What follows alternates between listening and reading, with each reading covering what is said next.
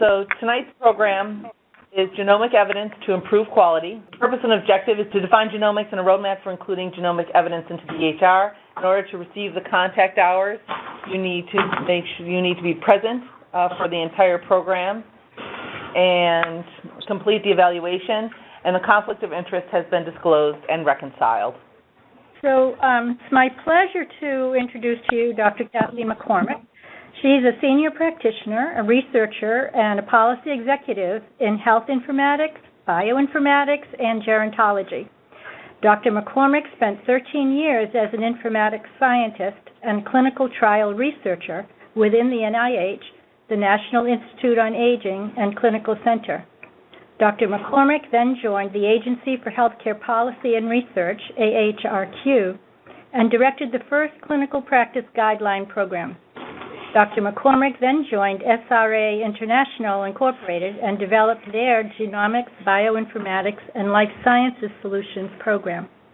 In May 2004, Dr. McCormick became a Chief Scientist Vice President at SAIC, working to advance innovation in the Health Solutions Business Unit.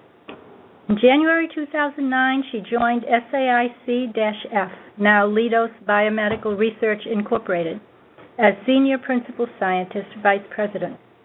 She established SciMind, LLC, in the spring of 2012.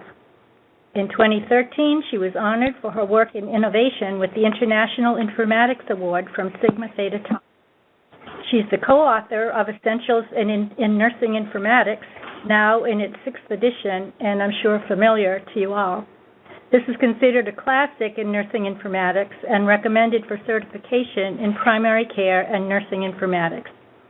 She's the co-author of Healthcare Information Technology Exam Guide for CompTIA and Healthcare IT Technician and HIT Pro Certification 2012. Dr. McCormick has also been designated a pioneer in nursing informatics by the Nursing Informatics Working Group of the American Medical Informatics Association. It's my pleasure to welcome you, Kathleen, and to let you take it from here. Thank you very much, Rita, for the nice introduction. And I'm pleased to announce that last month I also received the Friends of the National Library of Medicine Nursing Informatics Award. It was the second time this has been given, and Virginia Sabo received the first, and I received the second. And it's very important that we're recognized from the Library of Medicine as for our participation in nursing informatics. So with that, if any of you heard me in the spring at HIMSS or last month at the ANIA for Dallas-Fort Worth, you're going to hear different things because I keep up to date daily with what's going on in genomics and this evidence and quality. And I was at dinner Sunday night with a doctor who just sent me her Nature article that validates everything I'm going to be telling you. So in Nature, October 15th, Dr. Mary Relling and Dr. Bill Evans, who were IOM members, and they're at the 40th anniversary dinner, we talked about what I'm going to tell you. And she said, oh, we have a new article in Nature. And I said, good, because I'm going down to Australia, and I also need a map. Do you have anybody from Australia on this committee? And she said, I'll send you that. So I just got them in the mail. But what I'm going to tell you is all new, even if you heard it at HIMSS. Okay, wait a minute. Am I going to advance over here? I do have conflicts, and as I mentioned, they've been resolved. I have royalties from McGraw-Hill and SAIC and LEIDOS stocks and very mutual funds. I've been working a long time. And went over what these objectives are. I'd like to describe to you what evidence exists in genomics. As she mentioned, I directed the clinical practice guidelines at AHRQ, and you all have taken over with pain, decubitus ulcers, pressure ulcers, the otitis media guidelines, congestive heart failure, HIV, and incontinence. You've you've implemented them, and it's taken a long time to get the roadmaps, the algorithms, but we always knew that some of these weren't working. And now that we're learning more about genomics, we're getting a better indicator that maybe some of the people couldn't respond to the drugs or had genomic. So I feel like I'm still pursuing the evidence, but these roadmaps have to be included into EHRs, just like the other guidelines had to. So I'm going to show you where we are with it with genomics and identify some resources that will help you continually update your information. There's been a new study with the magnet hospitals and how they implemented them, what they needed for education, what they had to do, and what kind of innovations they saw with the genomics. So if any of you were participants in that magnet study, you can chime in when I talk about it. I'm acknowledging Dr. Kathleen Calzone. She's a geneticist at the National Cancer Institute, and she's my co-author in Essentials of Nursing Informatics on our chapter, where some of this content comes. So I am going to try to give you resources.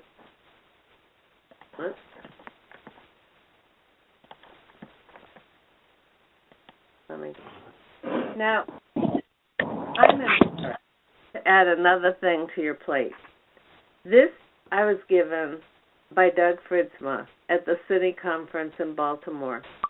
It's everything that has been changed in regulation for the Affordable Care Act. And I show it beginning my slide because this is what you're involved in. You're going to hear some of the same principles that are part of the ACA, but you're going to hear them focused on the genomics. And if any of you want a copy of this slide, they had a contractor, and they showed that some of these are things that had to be changed. Others are brand new regulations. Some impact upon the private sector, and others are public sector. So I understand that you're busy, that this is yet something else to consider, but I hope that you'll know that I am empathetic to you of what you're doing and how much you're doing to do this. Okay. So Doug Fritzma said, how do you make time yet for something else? And the products I'm going to show you are already developed. And that's what I want to show you, is what I could find that's already developed here. This is a historical moment. October 1st, 2015 marks the 25th anniversary of the launch of the Human Genome Project. Time to reflect on the progress since that time, but time to also look ahead. In February 26, the Institute of Medicine made a statement. In many instances, there is sufficient evidence to justify the use of genetic testing to inform choices or dosages of medications. That's just this year. These topics will be described in this session, as well as some of the exemplars and outcomes when they're used in clinical decision support and incorporated into the EHRs. Algorithms are being developed to test the incorporation of these. Standards are being developed, and this article that I just referred to in Nature talks about an implementation guide that's even being developed. So, where can the evidence be found? In healthcare, which I'm not going to focus too much on tonight, except a couple slides, we can say that from prenatal with newborn screening, risk identification, screening diagnosis, disease characterization, individualized or personalized healthcare with therapy, management at end-of-life and end-of-life care, we see in this continuum genetic influences genomics. I'm going to refer you to several references, and this one is every single chapter in this journal goes through each one of these areas. Where are we, and what are the implications for nursing? The Journal of Nursing Scholarship, and it was 2013, and the whole journal is devoted. It's also online at the Human Genome Institute, genome.gov, and a YouTube of each of the authors talking about each of these and giving you background that there is a lot of evidence that is already out there. We've been using it. We've been genetic counselors in many of these areas. In the new book, Kathy Calzone and I write on big data and personalized health, the nursing informatics book. I just want to announce to you that the book also has a study guide, and Juliana and Jack Brixey and Virginia and I have authored that. The faculty are saying these things are hard to teach. It's very difficult. So the study guide says what's important in the chapter, how you should focus on certain things. There's PowerPoint slides, and there's sample test questions. And so Juliana and Jack have done a nice job synthesizing the book, and you can get them on Amazon. Now, every time I talk to the ANEA group, they'll say, well, McCormick's selling her books. Well, I don't care if you buy them. I'm giving you references. I'm giving you resources, okay? I want to make that clear, that whether you buy the book, it's not my intent. It's to give you new resources that are out there. What I'm going to spend time on tonight is the pharmacogenomic influences. And there we're going to look at the efficacy, the pharmacodynamics, the kinetics of the drug, targets, and toxicities induced or inhibited by people's genetic identifications. So we're going to look at it in terms of the pharmacogenomics. Another book, I'm not selling it, it's available by Sigma Theta Tau, is where I got a lot of the content. Mastering Pharmacogenomics, A Nurse's Handbook for Success. Dale Leah, Dennis Cheek, Daniel Brezzo, and Gail Brezzo, nurses and pharmacists, describing this genetic component of the pharmacogenetics. I would highly recommend it if you're interested in this and if you want to pursue more information than what we're going over in an hour. But again, I don't sell the book, Sigma Theta Tau does, it's just an additional resource. So where's the evidence? Well, we have a resource called PharmGKB. It's a knowledge base that collects, curates, disseminates knowledge about the impact of genetic variation on drug response. It's a knowledge base that represents primary pharmacogenomic literature, has knowledge extraction, annotation, aggregation, integration, interpretation, and clinical implementation where available. PharmGKB is a website, and it contains clinical information about dosing guidelines, drug labels, potentially clinical actionable drugs, gene associations, genotype-phenotype relationships. The guidelines are in the PharmGKB under a section called CPIC, CPIC. It's an NIH-funded group, and it includes a consortium, especially for warfarin, tamoxifen, SSRI, and clopidogrel.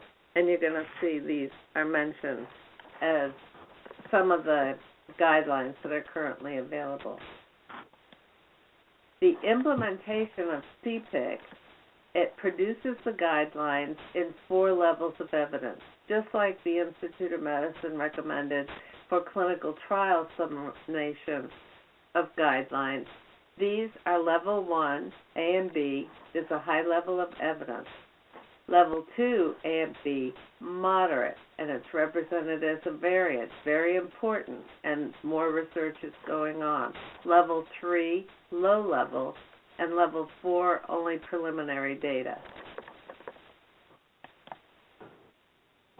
Clinical decision support today is a preemptive component to get these guidelines into the electronic health record to make decisions. So CPIC and PharmGKB are trying to get people to think of them in their clinical decision support systems as they prescribe and as nurses document toxicities and observations.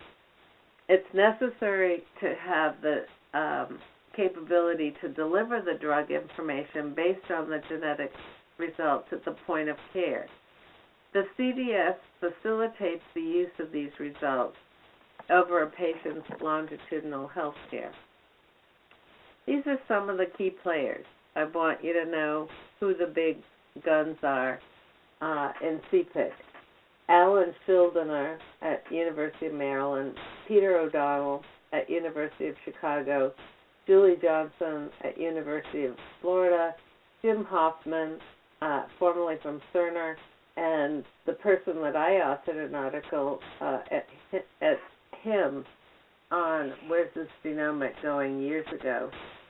And the person that I mentioned, the chief of pharmacology and the current chair of CPIC, Julie Relling, who I mentioned, or Mary Relling, Relling.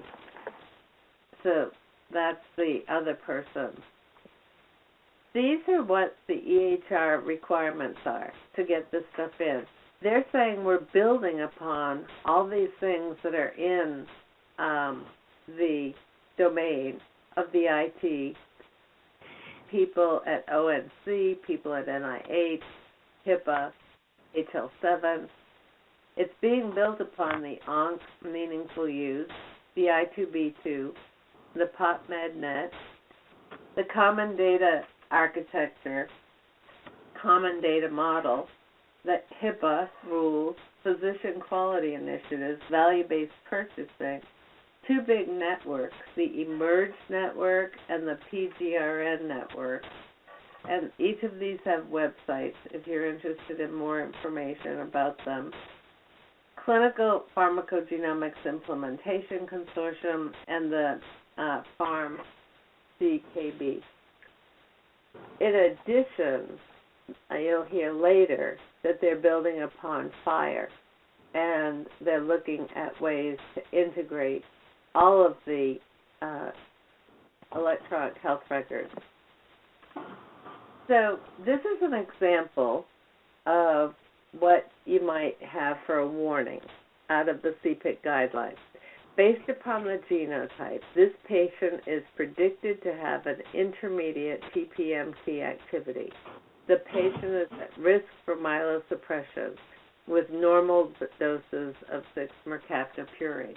Consider starting the doses at 30 to 70% of normal and consult a pharmacist and review the pharmacogenetics tab for more information. The action statement is either cancel it or dose it accordingly or modify it. So Jim has been at St. Jude's developing this for children at Children's Hospital, and he's also a former Cerner employee. And so Cerner is developing their prototype at St. Jude's. The basic types of pharmacogenomic genetic code defects are either alterations in the gene expression or when a new gene is made from the DNA to the RNA, or in an abnormal sequence when it goes to change the protein structure. An example is this one I'm showing you, a UCT1A1, actually deactivate COMP-SAR. So patients on this drug with this gene cannot deactivate the medication, leading to severe toxicities, including neutropenia and diarrhea. Now, who's administering the drugs? Who's writing the observations? Who's writing the patient's continuity of care? We've got to start considering putting some of these in our documentation so that we're the ones making those observations. Since 2005, FDA's recommended patients with colorectal cancer be tested for this gene before administering this drug. Another example is genes can regulate the transport, and an example of this is interfering with transport of the anti-epileptic drugs and transferring the drugs into the cells and accumulating in anti-epileptic drugs in brain cells. Another type of way that the genetics affect it is affecting transport at the renal tube level.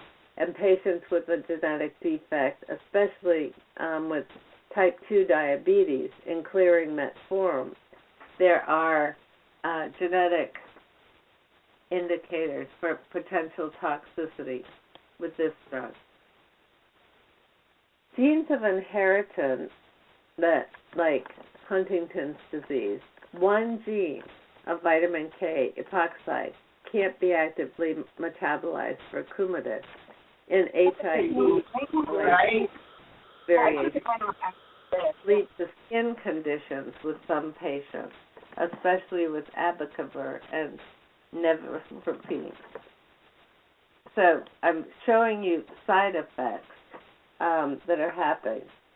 Genes targeting protein coding, a classic case, alters folding defective proteins coding the DNA, resulting in cystic fibrosis. The important thing is the drug improves chloride ion channel flow of salt fluid, and there are more than 400 mutations of this gene that can exist.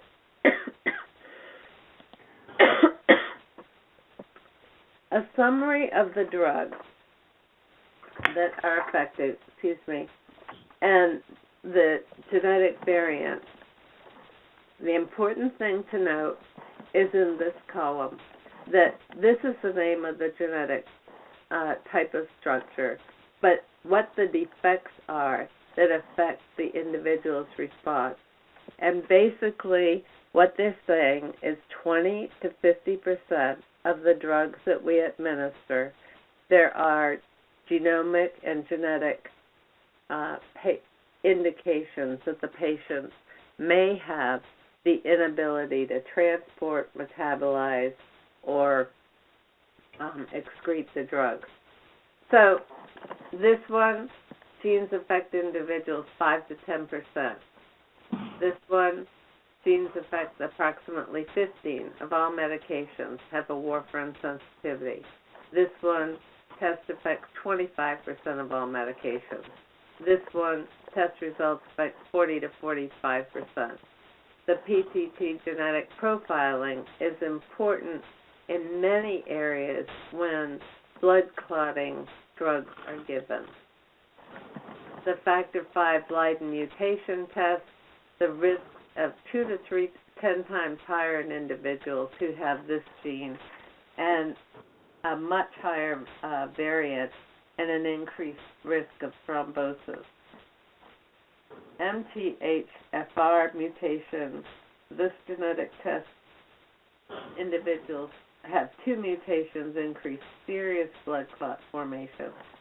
As I'm listening to the nurses talk about all these deep vein thrombosis and all these deep veins from prevention guidelines, I ask the question, has anybody looked at the gene variants in these patients, either receiving the drug or in adding to their preventive or prescriptive care planning. Have we looked at any of these factors when we're considering patients who are at higher risk, medium risk, or low risk? And that's not been done with any of this. So any of you on the phone or in the room looking for doctoral dissertations, there's tons of research that needs to be done here in the implementation, the testing. These are the areas that we have examples of guidelines. These are the drugs. These are the genetics. And I just ask you, as a group, do you give PMT, clopidogrel, warfarin, codeine, simvastatin, allopuranols, carbamazepine, alpha interferons, phentoins? Do you give any of these drugs? And do you know that they have potential genetic factors that the people can either upregulate, downregulate, or can't metabolize at all?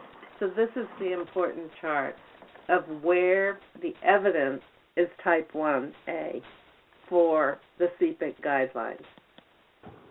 Important in this is that these are the 13 guidelines, but published and planned are 83 more.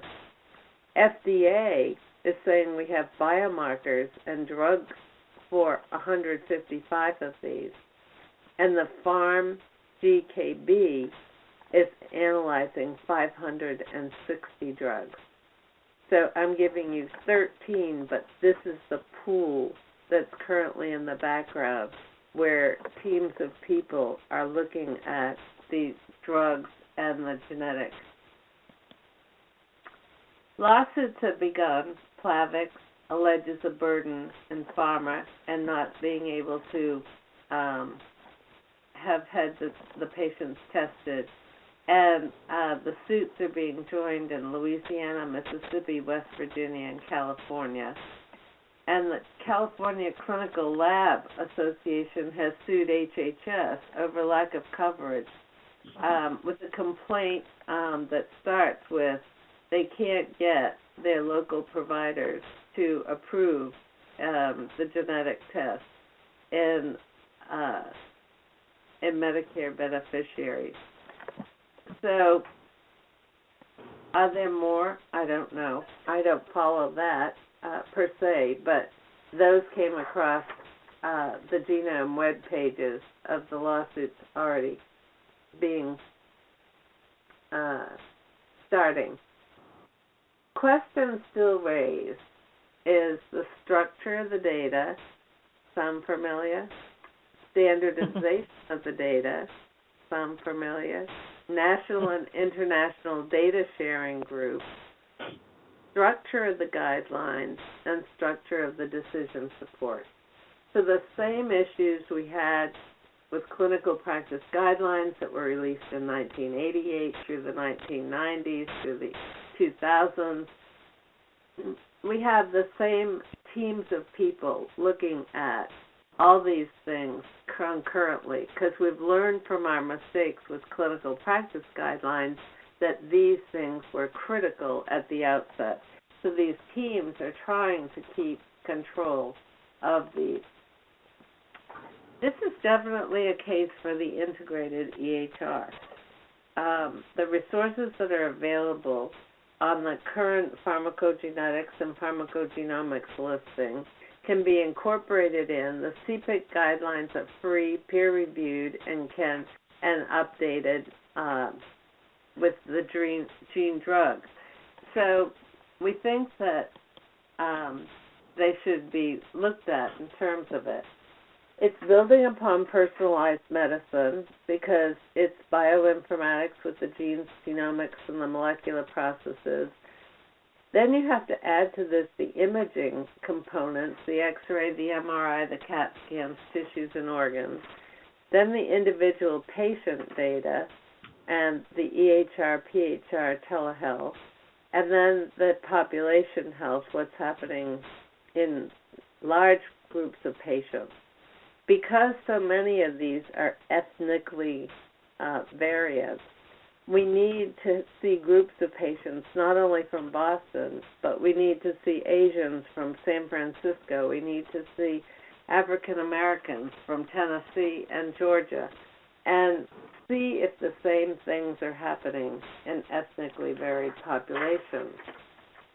In October 8th, the FDA launched, just last week, or 2 weeks ago, Precision FDA. It's a cloud-based open source platform for evaluating bioinformatics workflows, and it has been building it with a partner, DNA Nexus. There's a white paper optimizing the FDA's regulatory oversight of the next generation sequencing for diagnostic tests, and a preliminary discussion paper. Genomics is estimated to contribute to 20 to 50%, and even Medicare has been reimbursing for 9 common enzymes. And that was in February. So my audience tells me, what 9? Well, June 22nd, Medicare will begin denying coverage for the majority of genetic tests and pharmacogenetic testing. And since it has reimbursed it since 2009, this is a huge area of meeting discussion between FDA, NIH Precision Medicine, the CPIC group, and the PharmGKB.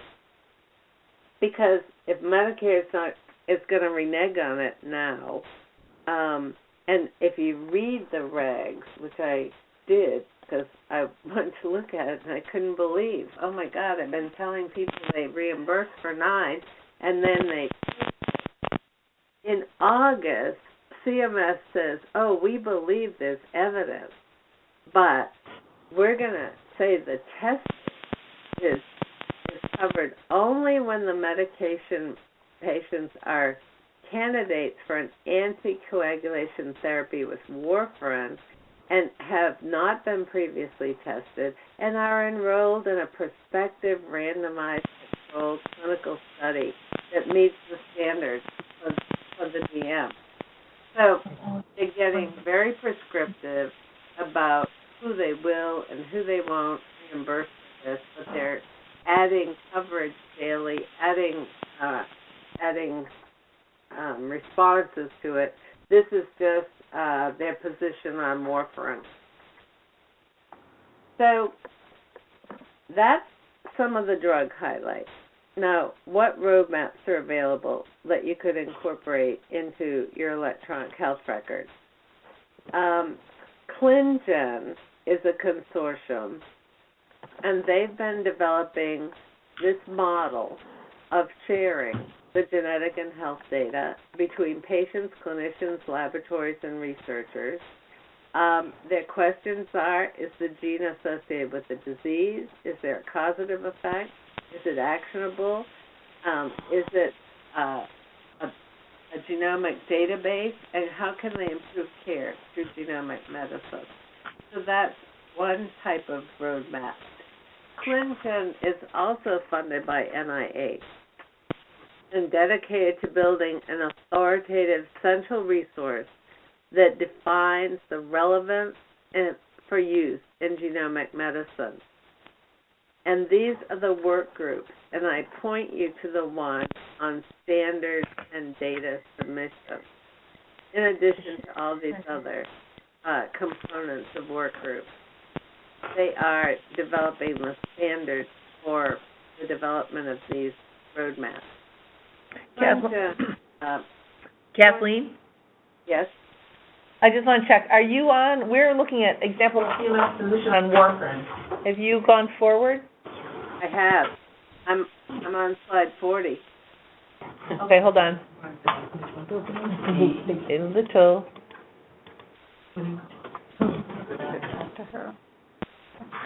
Hold on. Let's see. I think that you. Warfarin was 1, 2, 3, 4 back. Sure. I think somehow we might have dropped you. Oops. Yeah, there was kind of a static on the phone. We could hear you through the whole thing, but we just were not seeing the slides that you were talking about. You can either log in again or just say next, and I'll just advance the slides. All right, here's the warfarin one. Yep. I'm on 40, ClinGen resource map. Okay, I'm on 40. Okay, so just tell me when you want to advance, and I'll advance them for you. Okay. Oh, I was just going to compliment you. I thought this was one of the best. It was so easy to get in, and the phone. Oh, you blew it. All right. Sorry. The Clinton's working on the patient, the EHR laboratory, CGAP, DGAP, all the ClinVar things, all of the clinical guideline databases, the portals, external data sources, workflow, working groups, and algorithms. I'm going to the next slide. And the roadmap to a CDS from CPIC to the EHR, they provide access to the PharmGKB, the CPIC guidelines. They define a workflow. They develop algorithm pathways. They develop comprehensive translation tables. They define structure to efficiently develop and maintain user-friendly formats for clinical decision support text, and they publish the results. The next slide. CPIC, supporting implementation, goes from CPIC coordinators to CPIC Informatics to the implementers, and then the implementers give feedback to change the loop so that things are in a dynamic group of people acting as a large knowledge network. The next slide. Here's an actual workflow for the HLA-B 57-1 pharmacogenetic test results, and it's from Jim Hoffman, and he shows the decision nodes and how the guideline can be implemented. The next slide is a group called Digitize, and Digitize in July 20th, 2015, at HL7 Genomics Policy Conference, plus an IOM roundtable for translating genomic-based research for health, involves Cerner, Epic, and Allscripts, envisioning the integration of this stuff into the EHR. A consensus that APOs need to plug into the EHR, and they're considering SMART, FHIR. FHIR can be used to mediate the decision support and data dump, and SMART and FHIR can allow consumer apps to connect in through patient portals. The IOM is launching pilot studies that concentrate on this with vendors, the Institute of Medicine. So stay tuned. I mean, everybody's playing. So who are the big players? Well, they're in Boston. Sandy Aronson at Partners is the chair of Digitize and the use cases. And he's building upon the Emerge, Ignite, and the ClinGen projects. And they're starting with examples of abacavir, because 6% of the patients have hypersensitivities that are life-threatening. The second use case they're developing is azathioprine, TPMT, because the risk of patients developing myelosuppression. And they're also developing implementation guides, LOINC transfer codes, and allele registry with ClinGen. So if you think we've had a need for nurses to be at HL7, think broader. We need to have nursing presence in some of these. Here. Oh, did you get that slide with Sandy? I think you just showed it. I'm on the next slide. The next slide is Allscripts has bought Nance Health for $200 million. June 30th, Allscripts bought Nance Health, which will integrate the genomic proteomic sequencing, especially for cancer diagnostic tests and VD treatment protocols, into their EHR and practice management software. The next slide. What are some resources to follow? If I were to recommend what things you should follow, I would say definitely the precision medicine. The next slide this is a logo for precision medicine. The goals of precision medicine are on the next slide. Innovative clinical trials, use of combined therapy, knowledge to overcome drug resistance. The long-term goals are to pioneer new models of this for data sharing and privacy and advance pharmacogenomics, right drug, the right patient at the right dose, and identify new targets for treatment and prevention. The next slide. I'm no longer connected. You're no longer connected? It says refresh. Attempt to connect in 3 seconds. Well, we can hear you. I'm on the phone, but it's telling me that I've lost connection here. All right. You know what? We can hear you. We can see your slides, but I can call. You probably have to, log in again. Yeah, go to the link. Yeah. Okay. Let's see here.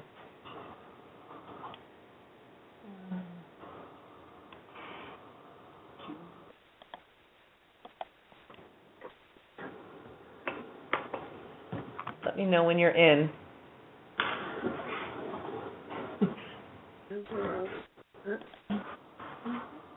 We were doing so well. I love this network too, the HealthFAAN. I thought, wow, this is a good one. It was so easy to get in. And have you ever tried to get on these new tweet conferences or Twitter conferences? No, not yet. God, don't do Twitter. it. Oh. You might have had trouble with this, but those are awful. Okay, I'm going to keep going as I'm trying in the background. Okay. So, you've got the slide. Yep, why the EHR? Why the EHR? It contains a longitudinal data of health events, and it contains healthcare data from professional and patients' observations and family history. And the data can consist of standard codes, text, audio, and video, and communications between multiple stakeholders. The high priority issues of precision health are the ability for individuals, I'm on the high priority issues slide, and you might have to keep advancing it for the people who are on the phone. Yep. For them. The technical issues of analyzing and integrating the data, potentially using the blue button for the patients, but the big issue is cybersecurity. There are 4 white papers, the next slide, for precision medicine. They're released in February to build a cohort. You've heard a lot of people talking about they're looking for 1 million patients. Well, we already have 1 million patients between the Emerge and Ignite. They're going beyond those to add another 1 million. And I think that I'm on TELSPAN again, that you should look at the white papers. The other is data privacy and novel ways of returning information to participants, the data collection and mobile technologies, and opportunities and challenge related to the use of the electronic health records. So that was it. We're all in sync with the white papers. And I've given you the the URL site. The next slide is the tools for the eMERGE network. I've mentioned eMERGE a lot. Well, eMERGE has been developing this for years, and they're NIH funded. They're at Mayo, Stanford, Vanderbilt, Harvard, and they have different types of health conditions, and they've been trying to network, and all the patients coming in get phenotype and genotype and the medication. So the reason we're into the CPIC guideline is eMERGE has shown us so much of what was happening to the patients in those cohorts. The next slide is everybody thinks we got to use clouds because this is big data and the clouds are going to be huge, but I just tell you to go to NIST and look at the cloud security stuff and the guidelines from NIST. The next slide is NIH has new recommendations, a position statement on cloud computing if you're going to put data in it in March. So take a look at those if you are thinking cloud. This is out of the book, but we give you the title of the network and the URL website. So these are the things that I continually monitor, and where some of the resources are that you've been hearing about. For nurses, we've had genetic competencies for years. Many of you are in education. We've had genetic competencies. ANA has learning the basics. There's a 6-week course at Michigan in public health, the Cincinnati Children's Hospital, and Coursera have useful genetic courses, parts 1 and 2, if any of you are interested. The books I mentioned, the Lee Cheek, the McCormick Health Zone, the Journal of Nursing Scholarship, and the brand new one in May of incorporating these into practice. The CDC listserv, the Nursing Genetics Group, OMEN, the National Genome Research Institute, and the National Cancer Institute. I think we have to get together with those ISOG nurses and nurses in genetics more frequently, and maybe at the local level. That's something that you want to consider doing from their perspective. Great content people, super genetics, very weak in EHR and implementation.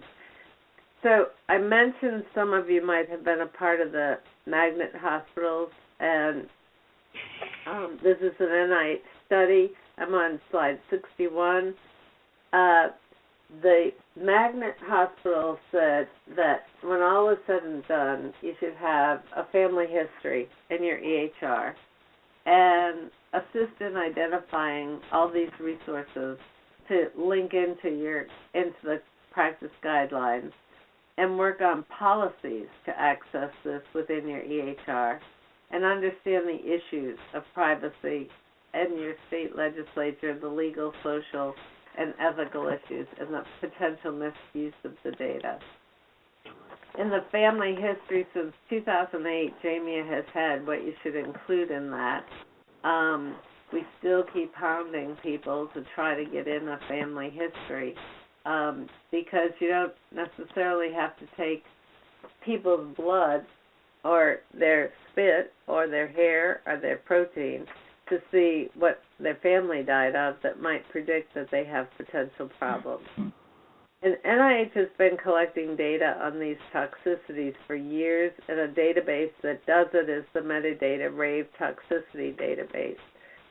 And it's mostly for clinical trials for the adverse drug reporting, but all those drugs that I mentioned, what it boils down to is a few key indicators that are signs of toxicity.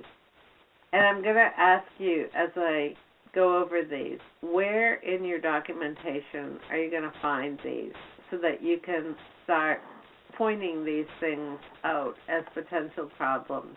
We're giving the drugs, we're making the observations, we're being asked to look broader in terms of looking at the patient's potential to have problems.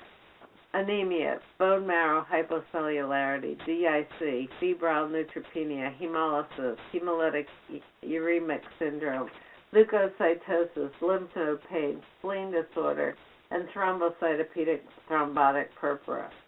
Okay, so clotting, bleeding out of their eyes, bleeding out of their vagina, nosebleeds, febrile temperatures, lymph nodes swelling and pain, blood in the urine. These are our new types of observations to consider with the massive types of pharmacogenomic indicators.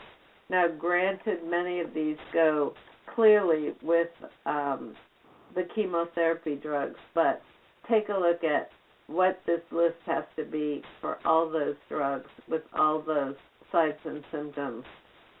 And this I mentioned, the Sigma Theta Tau journal, they just published on the methods of including competencies in clinical practice.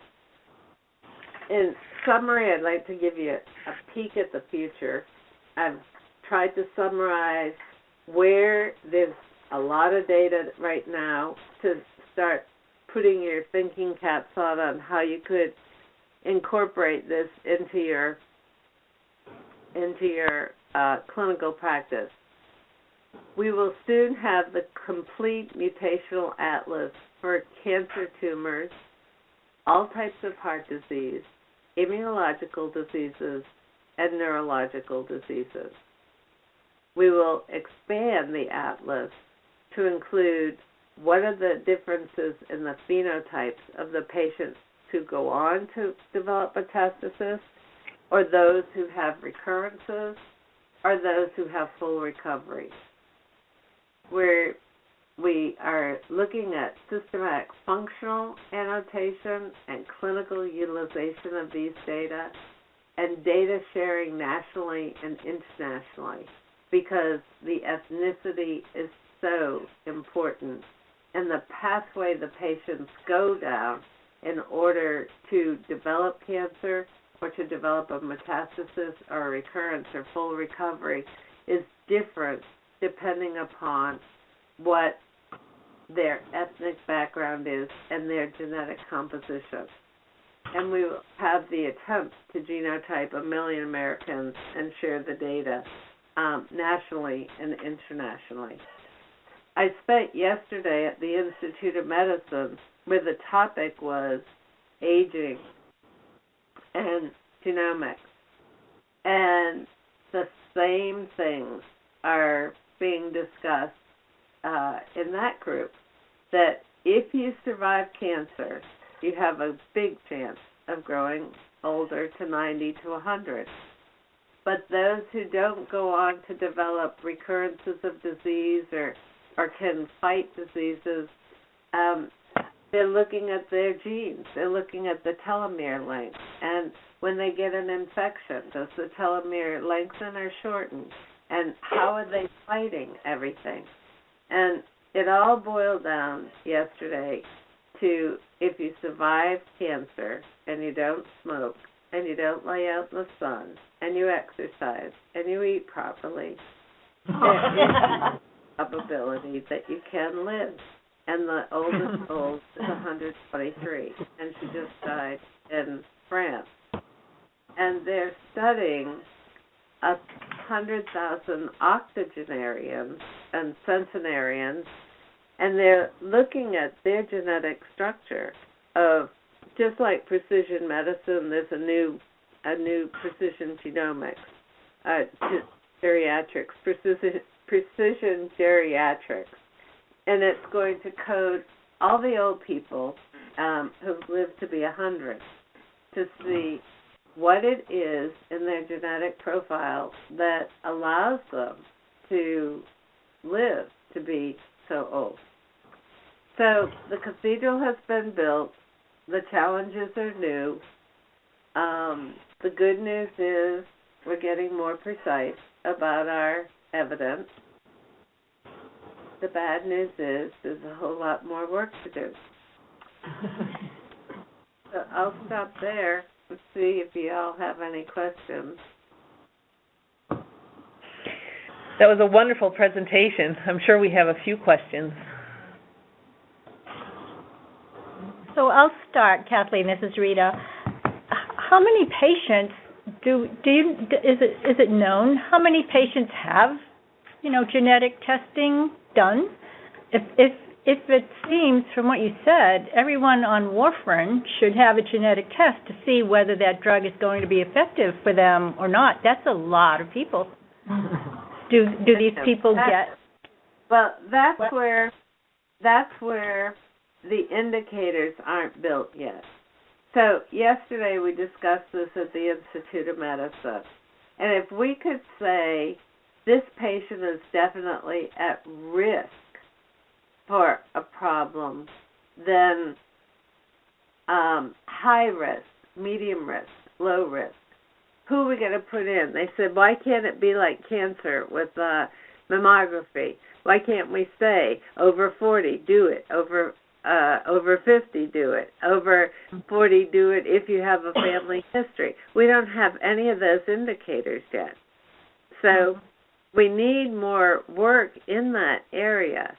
But at a minimum, if we have all these patients on warfarin, if we look at the guidelines and we see what those sensitivities are to warfarin when they can't metabolize it or under-metabolize it or can't transport it, then we add that to our nursing observations and we add to the science to say we're picking up 20 to 50% of patients that perhaps should have the genetic test.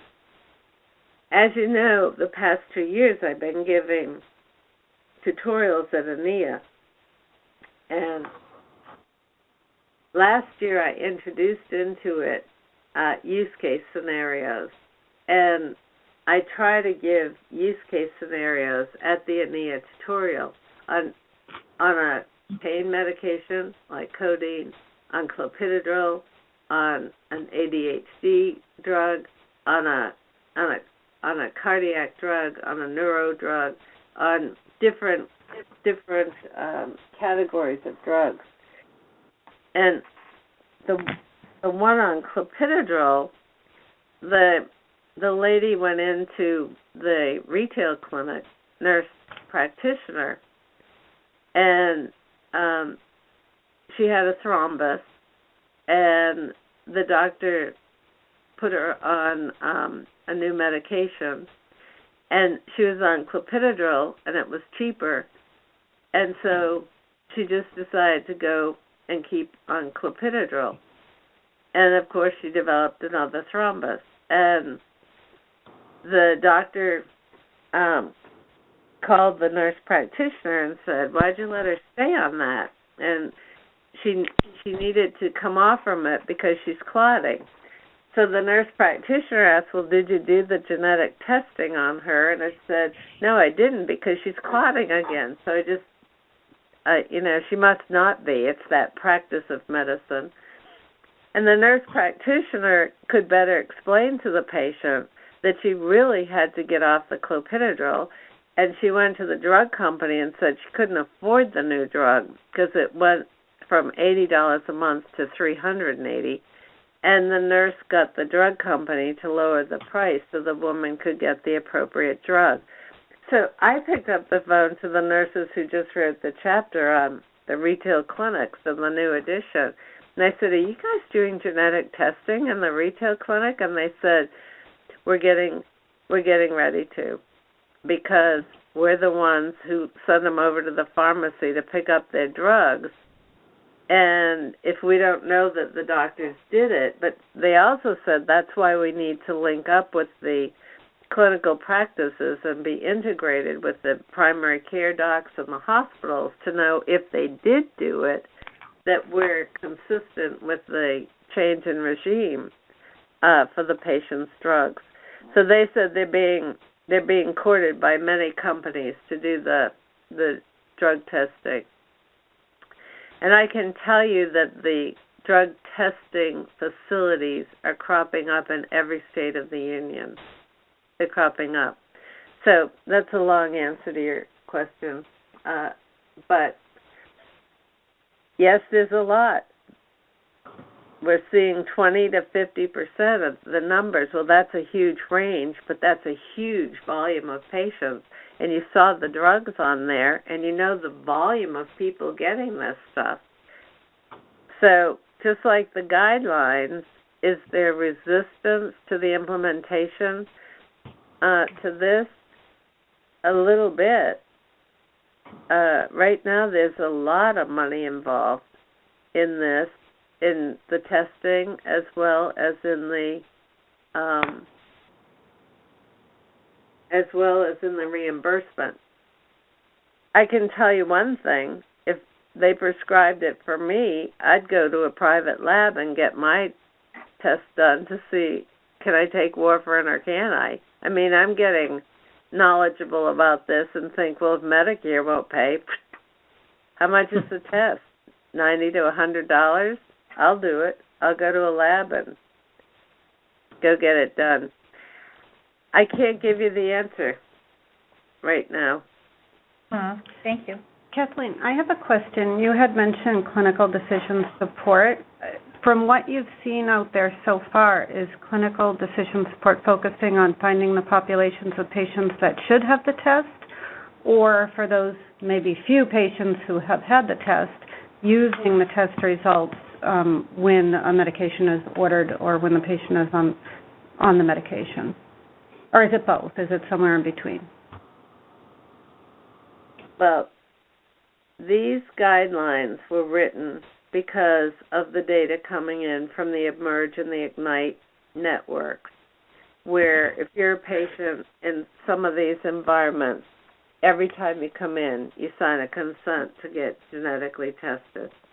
So the data are coming from the past 10 years of research that we have this high of a population with these.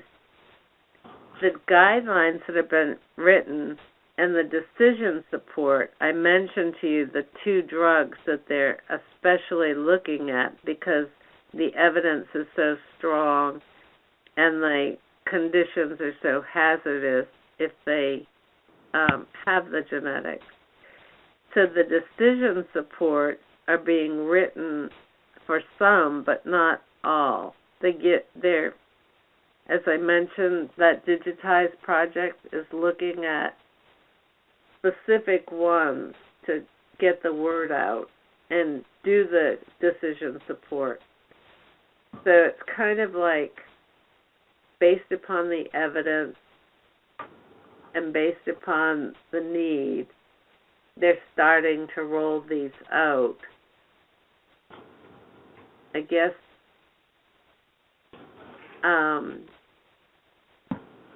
following the literature too. In this Nature article, I just pulled it up. I haven't read it. I just got it an hour ago to see what they're recommending for the implementation with CDS. Mm-hmm.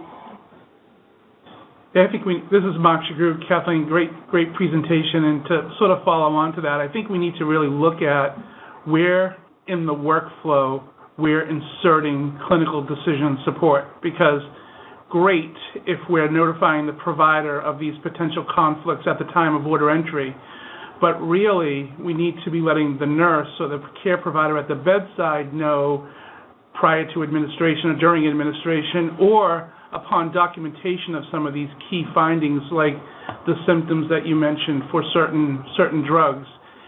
It seems to me if I'm a nurse at the bedside and I have a patient who's had the genetic coding testing done, that I'm obligated to know that information and to incorporate that into my practice, and the technology should support my decision-making as much as the provider's decision-making.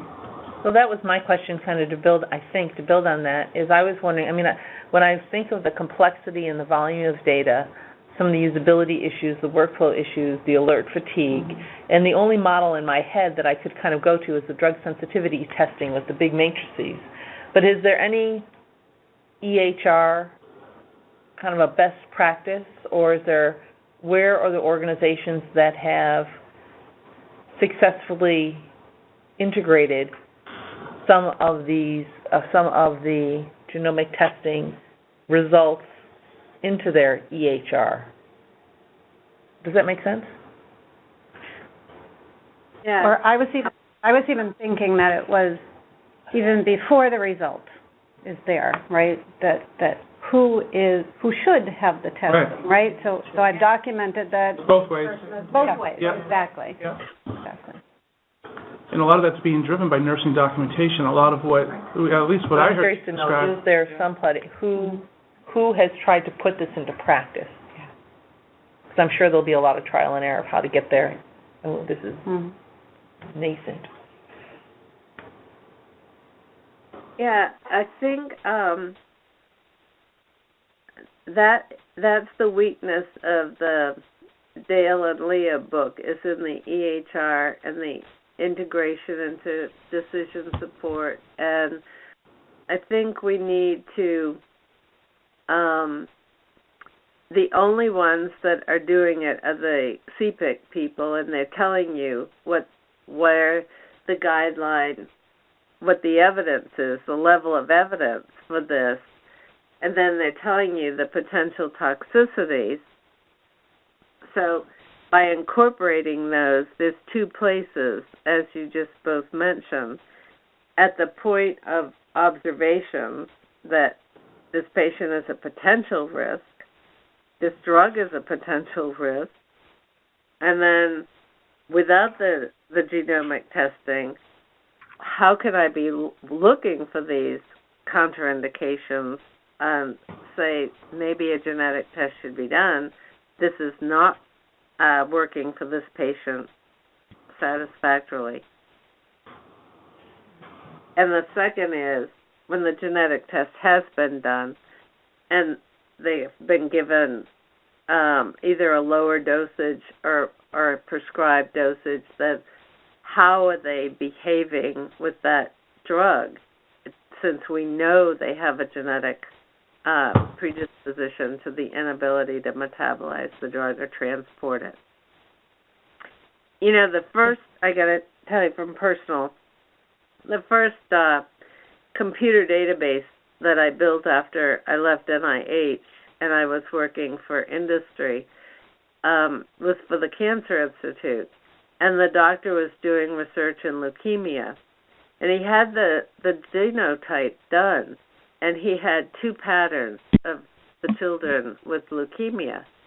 And he said that he wanted us to build the database and the system to have a network internationally of people studying these genotypes of the children with leukemia. And could we do it? And I said, well, you see the two patterns, but what if there's a third behind them that you can't see? And he said, well, I definitely got to know about that. So we sent all of our scientists out to do star mapping out at the University of Wisconsin, and they came back in 2 weeks and built a database for him and said, here's pattern 1, here's pattern 2 you saw, and here's pattern 3. Well, years went by, and pattern 1, the children responded to the chemotherapy that he matched them to, and pattern 2, the children were all dying. And he had up to 90% improvement and cure in the children in pattern 1. And they looked at the liver metabolism of these children, and there was a genetic finding, and they dummied the dose down 20 to 30% of pattern number 1, and the children popped up to 80 to 90% cure. He has been spending the past 10 years on pattern number 3 because it's not the same cancer. It's something very different. The pathway the children got there is different. It's more a immunological response, maybe due to viruses, maybe due to maternal viruses. They're looking at what is going on with that pattern 3. And so they're that was in 1998. That was the first sale I had, was for that particular study. But that's an example of the importance of this to getting the dosage right for the type and precision medicine. So when I see all this happening, I think, we've got to start tuning and sharpening our observation skills in this and get attuned to at least these 13 guidelines and go in and look at the guideline, look at the evidence, look at what they're recommending, look at the side effects, look at what types of observation, or designing some studies in conjunction with your medical and pharmacologic partners. I mean, it's really medicine and pharmacy that's running this right now. And as I give the tutorial, the nurses in the audience are going online to their universities that have emerged, and they're seeing there's no nurse on this. There's no nurse on the CPIC. There's no nurse on, we're not there. We're not visible in these things. We're not, those farm doctors are really have a lot to teach us at the clinical level about the observations we should be making. Anyway, I think we need to get engaged. But I thank you for all taking the time. Well, thank you very much for giving this wonderful presentation. We have a little gratuity coming your way to thank you for your time this evening, and we hope to see you at one of the conferences soon, or in Boston. Well, Thanks, I hope if I get accepted for a tutorial at ANIA, they haven't decided yet, that some of you will come for the full and go into it more in depth and more case studies and more of the IT parts of it that we can't do in an hour. Well, let us know, and we're happy to support you in any way we can. Thank you. Thanks for having me. Thank you.